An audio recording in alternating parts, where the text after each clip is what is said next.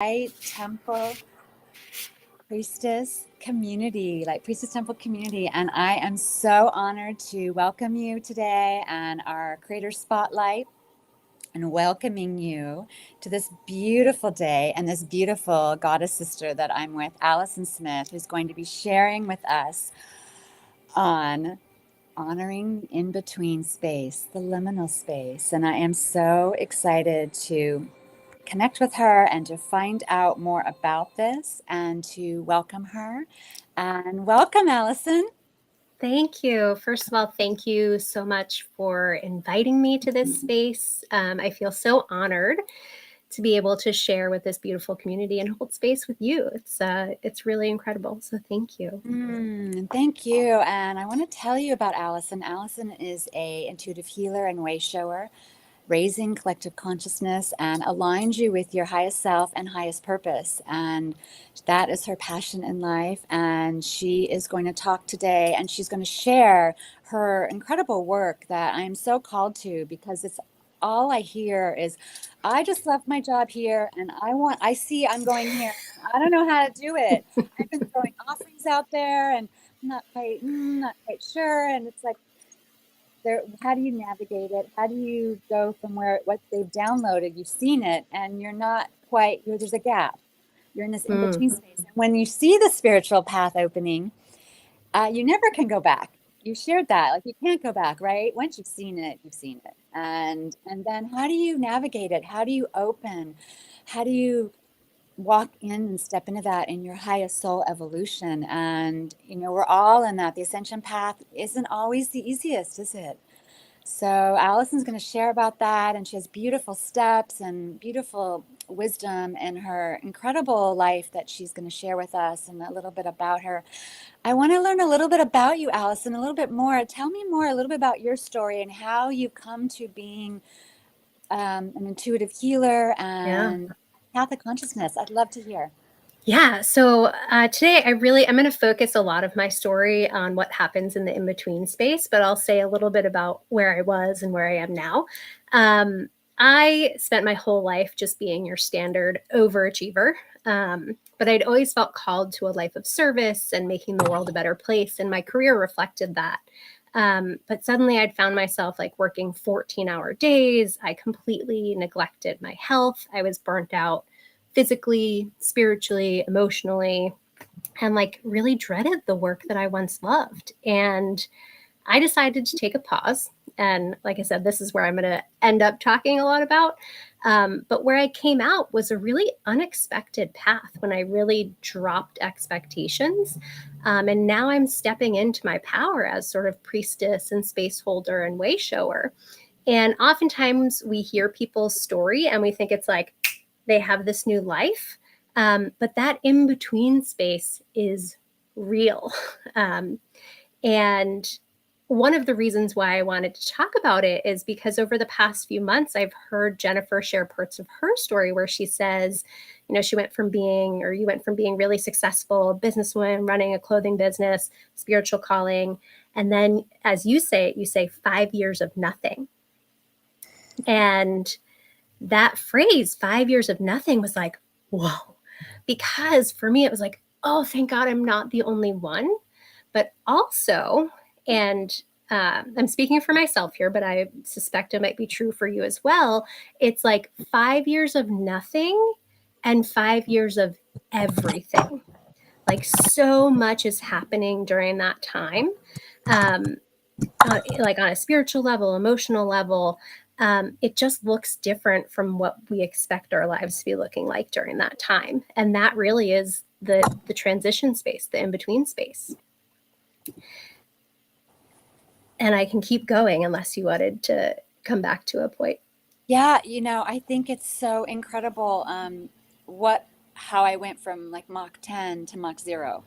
And I had nowhere to hide. I could hide in my business and I could push myself. I was a pusher. I just was naturally very ambitious. I don't know where that came from. But it was kind of like I was beating myself up, sort of, and I was on burnout for probably, out of the 16 years of running the clothing brand, I was on burnout for maybe 11 or 12. Like burnout upon burnout upon burnout. And took 2 vacations and all that time with not doing any trend research or having something in there that was business related too. So how do you feel now? So in the in-between space, and how do you navigate where you see your calling, you see something percolating up, maybe you've been given a vision or your guides, or you kind of are starting to walk away from a 9 to 5 type of overachieving world. How do you do it? Yeah. So I think for me, I didn't see it. Like, I knew that there was something that was going to be different, but I still was really sort of resistant and wanted to stay on the path of like what people expected of me. Um, and I pulled a quote from a book called You Are a Goddess because I think it really speaks to what was true for me. And she talks about the liminal space, and the word liminal means threshold. And she says, and I'm going to read this directly so don't mess it up. It's used to describe a state of being in between stages of important change. It's a time that exists between the previous way of structure and identity and a new way that is not yet formed. We've left the familiar behind, but we're not clear about our new existence. And so sometimes you might have gotten a vision, or you might have this idea of like, yes, I want like this end goal in mind, but there's so much that has to happen for you in the transforming of who you are in order to get there. And this is where I actually really like the metaphor of a butterfly going into the chrysalis. And I know that that is like a tired metaphor, but many of us know, and if you don't, maybe I'm about to blow your mind, that the caterpillar doesn't just like go in and grow wings. It actually goes into the chrysalis and becomes a pile of goo. Every single cell in its body breaks down and then it like builds into something totally different. And so that's really what's happening in this liminal space. Is like you have to be willing to completely come undone and like melt down into that pile of goo. And that doesn't always mean it's a bad thing. Like sometimes we think of the idea of like breakdown or coming undone as like, oh god, it can be so beautiful if you really just like surrender to it. And I think to your point, Jennifer, so how do we become that pile of goo, or how do we get to the place where we can transform? I started to think about what is actually happening in that liminal space. And the first phase that I think most of us will go through is the need for rest. I had left my job in June 2020 and I knew I needed a break. So I said, okay, I'm going to take 2 months off. And the end of those 2 months started to creep up, and every bone in my body was like, not yet. And, my brain is like, how can that possibly be? Like, I need to get back to work. I need to make money. I need to do these, like, but I felt it so at my core, like I couldn't ignore it. And so I like put wheels in motion. I sold my house and I moved to Mexico, and I was like, I'm going to give myself 3 more months. And what happened during that time was just profound rest. And some of it is sleep. Like we all have a sleep debt, but it's like the meditation, the gentle yoga, the not having our phone buzzing, the email boxes, the people needing our attention. It's that deep sensory rest. And when we finally get to that place, I know there's a lot of physical healing that happens. For me, I had suffered a lot of autoimmune issues as a result of all the like burnout I had encountered. And I finally started to feel energy moving in my body physically. And I think in this space too, a lot of us, if we do have our gifts or metaphysical faculties, this is where we're going to start to become more in tune to them and start to tap into them. And I would argue it's because this period of rest is really about learning that you don't have to do anything and really coming into the divine feminine of just being and being in reception. I completely agree. How many of us can really carve out that space every day, that quiet time that you have to empty out to be able to bring in the new. And also, your soul's evolution is not familiar. If you're going to go to a new place, it is going to push you. It is going to be unknown, and it is going to ask you to step off the curb.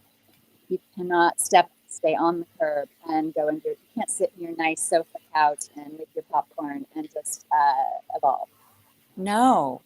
And so and most people don't want that discomfort. They want like a microwave version, or, and, when we go through a huge, eclipse or and everyone's like, oh my gosh, I've been in bed for 2 weeks and I'm just so depressed and I don't know. And it's like, we're as light workers, we're transmuting it for the planet. What you do, you're doing for everyone, but it's humanly not easy.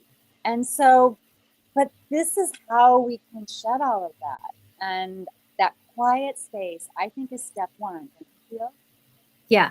Oh yeah. I think especially just like the way that our society is asking us to live our lives, where we're just like on all the time, we're scrolling, we have media, like it is not how our being is meant to be. And so like, if you were to look at your energetic body, if you're someone who can see that or feel that, it's like everybody is just like all the time. And this period of rest is finally just getting yourself to be like this. Mm-hmm. Because think of it, like nothing, you can't feel the divine if you're constantly clouded by this chaotic energy around you. Like it has to come from a place of stillness.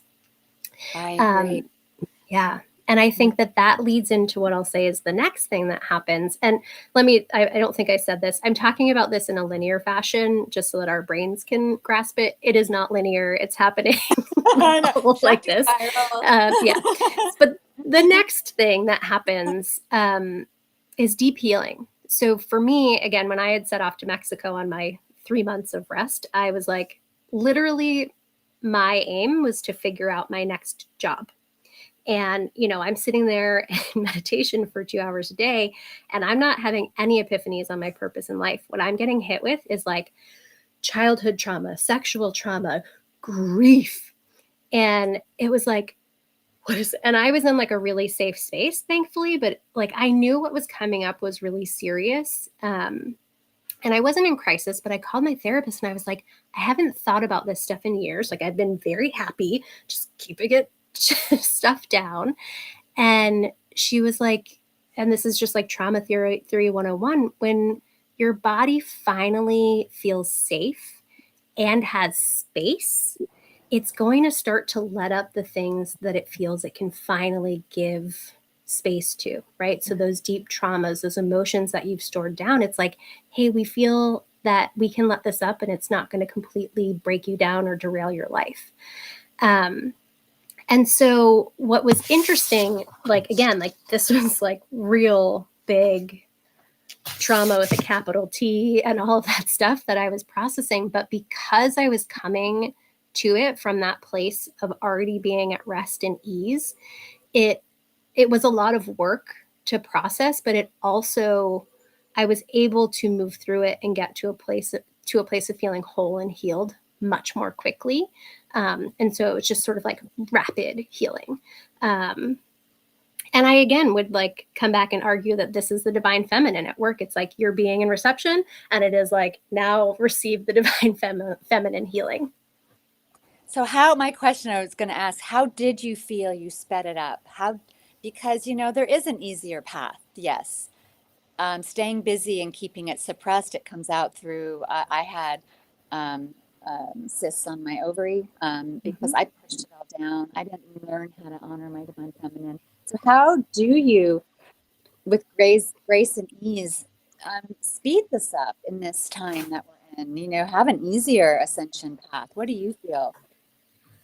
I heard something recently that was an indigenous healer told me. She said that your body is has no prerogative to mitigate your pain during the healing process. It's going to choose the most efficient path. So if it sees an efficient path, even if it's like rip your heart open, it's going to take that path if it sees it. I think I would also maybe I don't want to say that we should speed it up, because it's more about just like, how can you be open and how can you let things come? And there, you know, there even is a part, like when I was working with my therapist and some of this stuff, she was like, if some of this is too much, like, you know, envision a bubble, put it to the side, and like, you don't have to deal with it that day. Right. So like having those strategies, like you don't have to do everything just because it's coming up. And often the quick way, I liked what you said, the microwave. Like it doesn't necessarily have to be the convenient or easy path, but just being willing to go in and go through it. And when, again, coming from that foundation of rest and ease is what's going to make it happen more quickly. If you have that resistance or you have distractions and other tension in your body, that's going to create that place where it's still like, it can't get past and through, if that makes sense. So I wrote down, so step one is rest, for creating quiet space, getting into a quiet place in your life, maybe take a break. I took a sabbatical for 3 weeks, went to Costa Rica at the end. I hadn't quite figured out if I'm going to shut my business down or sell it or what I was going to do.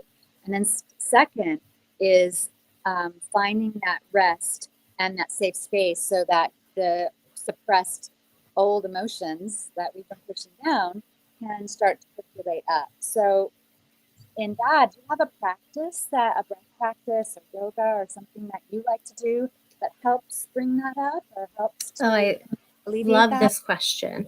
So this is true for me. And I also find this to be a theme that there's so many different things that you could be doing, but I find that so many people come into a movement practice during this time where it might even look different from like your standard Ashtanga yoga, or like you used to be running marathons all the time. It's like you're coming in to just like moving and flowing and feeling into your body, because that type of non-linear, more feminine movement is really reprogramming your body at the cellular level. You're able to let go of those feelings and traumas.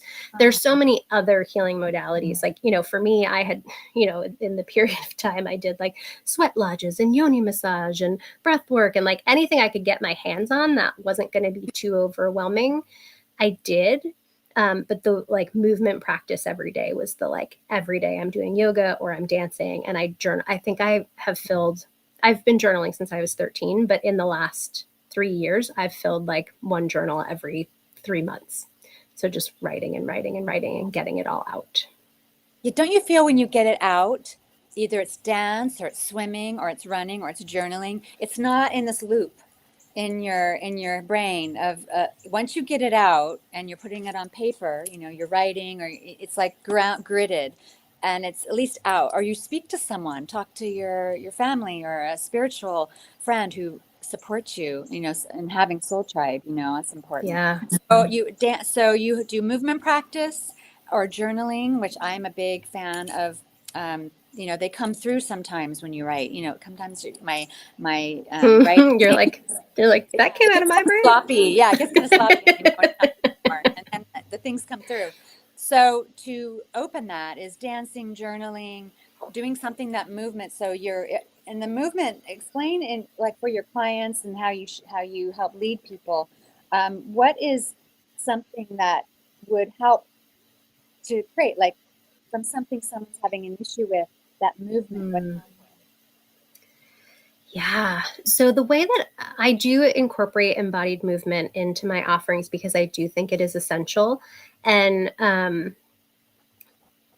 often, you know, will start, it's like, how does your body want to move? And a lot of people don't know the answer to that. So I offer with, similar to what you do, Jennifer, where it's like, okay, let's do some Sufi swirling. Let's get the pelvis moving.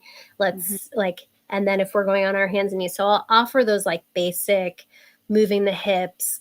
If we're standing, it's like feeling into the feet, feeling into the knees, and then working the way up to like feel the heart space.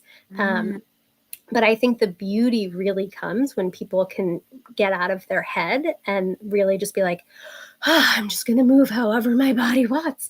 And sometimes it looks like dancing. Sometimes for me, like when I first started doing it, actually, it was during the lockdowns, and I would just like be in my underpants in my room on my yoga mat. And I was like, it's not quite dancing because I'm kind of just like like whatever way wanted to move, I would. And I was like, if someone saw in my window, they would be like, what is happening? Does she need to go to the hospital? But it just was like, there was no thought. It was just what needs to move. And it needs to be a different pattern or program from how we normally move our bodies to get into those in Yeah. between spaces. I used to do that with the tantric dance. I learned you don't dance to be really pretty, and you dance, you follow your bliss. And you know those statues? I wish I had one right here, where the woman's like this. And you make those weird Yes. moves when you follow that Yes. orgasmic chakra. Yes. Yes. And Yes. it's not like, it's so powerful, and you can even move into natural orgasm just through your body because you're following where it wants to move. Yeah. And that was a huge practice in my 5 years. I was like on the college campus of classes in Los Angeles, and I could go to all these great teachers, and I had all this time. And I really opened my body through the gateway of physical tantra, the goddess, and opening my body. That was my gateway. Back to Magdalene. And then the channeling came in, I'd say, like 4.5 years later. Took some time. Right. It's faster now, I think. We're in a higher frequency. But so okay, so now they're dancing, now they're moving. And now what's moving through this liminal space? What's the next phase? Now, this was the hardest part for me. It's just be. You might have caught that I said I initially gave myself 2 months of rest, and then my body was like, please, not yet. I was like, okay, I'll figure out how to give you 3 more months in Mexico. And so I'm like keeping a real tight timeline on my transformation. Like, got to get back to work, got to get back on the road, got to make money. Like, and so for context of like where we're at in this story, it's like April 2021. So it's like almost a year since I left my job. And like now in real time, we're November 2022. So I'm like, I had extended my time in Mexico. So now I'm going on 4 months. I still don't know what I want to do with my life. I'm like, but I'm, headed home. And this is when you still needed a COVID test to get back into the US. So I'm packed up. I go get my COVID test, and it is positive, and I can't leave Mexico. And so this like brought me back to like, oh, your body needs some rest. Like, I was thankfully not sick, but I did, need to rest.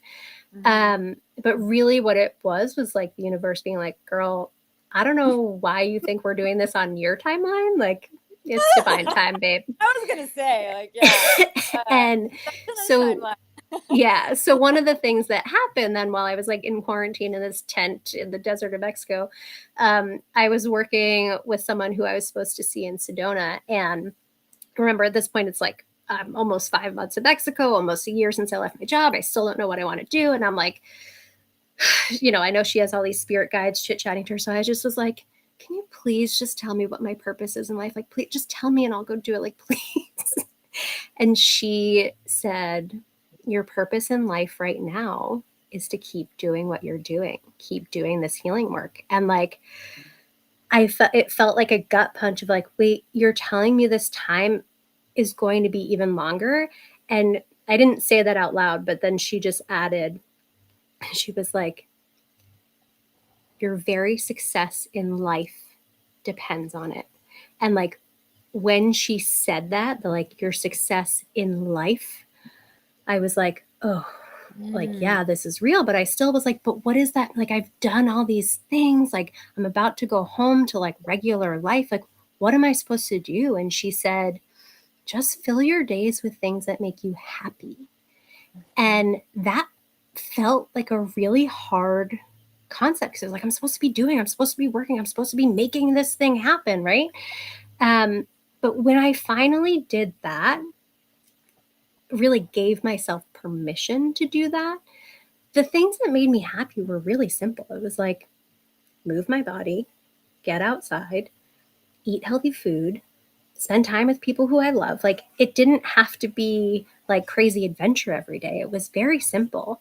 But when I started to do that, that is when I would say I really was like allowing myself to surrender to becoming that pile of goo. It was like, okay, I'm just going to keep doing things that make me happy. And like, not worry about the rest. And then that's when like opportunity for adventure and connection and growth and money started to come in.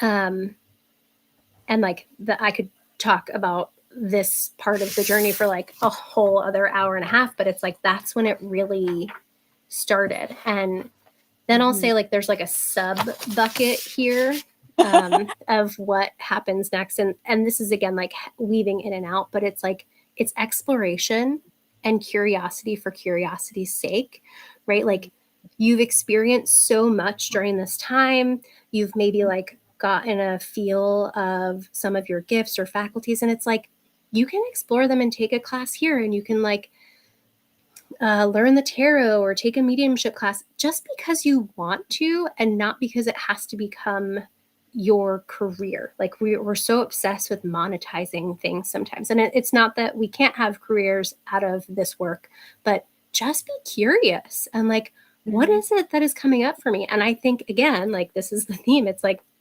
you're being curious about what are the different parts of the divine feminine that I've never been exposed to, and then how can I like bring that into union with the divine masculine, and which is like oftentimes how we've been programmed to live our lives, because we do need both. I so agree. And it's so beautiful what you're saying. I resonate so much. And what you love doing, I want to speak to just when you shared about what you love doing. You know, I was thinking, what do I love to do? And I invite whoever's listening, what do you love to do? I love to sit by the water. I love to be in quiet with nature. I love to be, if there's a doggy around, that like the first thing, I don't even see the owner. I go right to the dog. I love being in quiet space with spirit, and I can live my life like that. And you know, and that's the frequency that calls it all in. If you're pushing and I've got to do it and flinging it on the wall, like, does that stick? I was making life coach cards in my probably that 5th year. I did a 2-year. I did a 2-year. I'm going to do 2 years. It's going to be like fun. And then it was 5. It was like more like 5.5, 6. And it was like, okay, me. So I was on, you went from 2 months to 5 months. I went from 2 years to 5 to 6 years. And I had that limit too, like 2 years. And I'm going to know what this next thing is. And I feel the frequency is created when you're in joy, and only when you're doing what you love, and only when you're not beingness. And it only comes when you go through these steps, because I had to go through those steps, and I keep getting reminded when I get a little too in an old grid or an old pattern of that doingness. I'm so into the culture of the USA, of the being an active doer and contributing and giving up. And I would hear the cars leaving my neighborhood when I was pulling back from that world after 2012. And they would go to work, 7:30, hear the engine starting up. I need to my office. And this guilt running through my body of not being in the matrix. And then about 6 months of that, and then you're done. Then you're over it, and you don't have that. It's so ingrained. I couldn't believe how I felt guilty for not going to an office at 7:30 in the morning like I usually did. Yeah. And I had an experience recently where I actually was going somewhere at like 7:30 a.m. and there were so many cars, and I was like, we're still doing this? Like people are still getting up this early and going to work.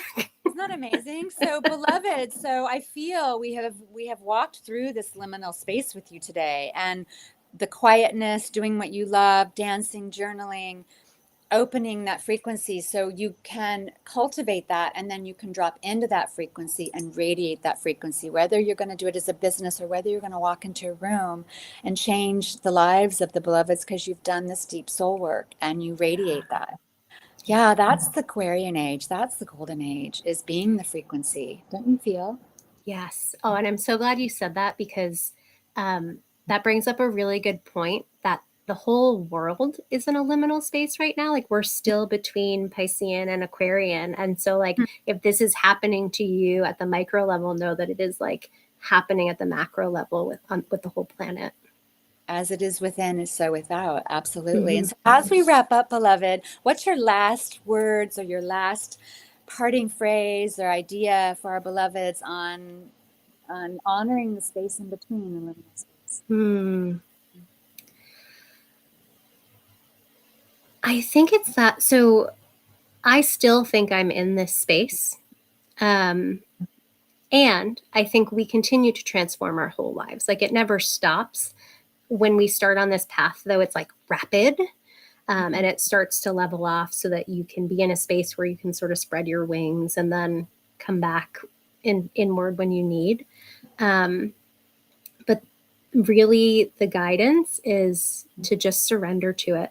The more you resist, the longer it takes and the harder it is. And so, if you just surrender to the fact that you are moving and shifting and changing, and that you're going to be a totally different form than you once were, that's where the beauty is. And so, just surrender to it.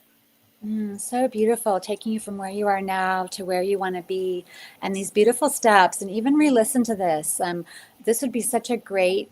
This is such a great gift you've given everyone today, and I'm so honored. And how can they find you, beloved Allison?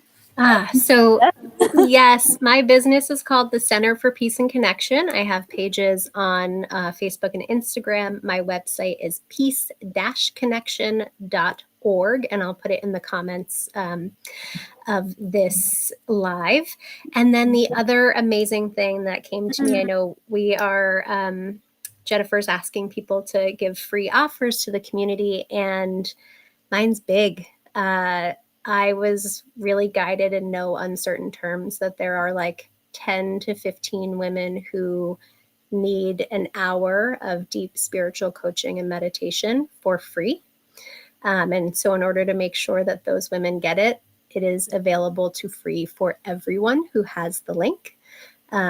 Unlimited. So, if you're watching this 3 years from now, as long as the link is there, you can take advantage of this, especially thinking of being in the liminal space. And if you're not working, you might be having to make really thoughtful choices with your money. And so that was the guidance I got, was like, people need this.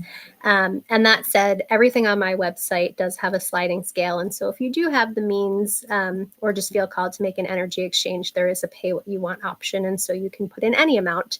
But you should definitely take advantage of the free offer because it's there for you. Yeah. So, and then they could also create a container with you and meet you once a month, and once they connect with you and feel the frequency. And it's so beautiful, because I feel for the next, we're in, it goes full Aquarian age in 2030, 2025, the buffer ends, and then it fully isn't. So we have a liminal space of a few more years of fully opening the new golden age together. And so this is a beautiful offering and a beautiful container that is so important. Thank you, sister. And I'm so honored we have this time together as we come together at Light Priestess Temple Community, and honoring you. And thank you, sister. And I'm Jennifer Shira, activating your highest codes, and our beautiful, beloved Creator Spotlight with Allison Smith. Take advantage of her free giveaway. And thank you, sister. And I will see you in the temple, and I will see you. Yes. Age we're walking into together. Thank you for having me, and I look forward to connecting with all of you. Oh, much love, beloveds. Much love.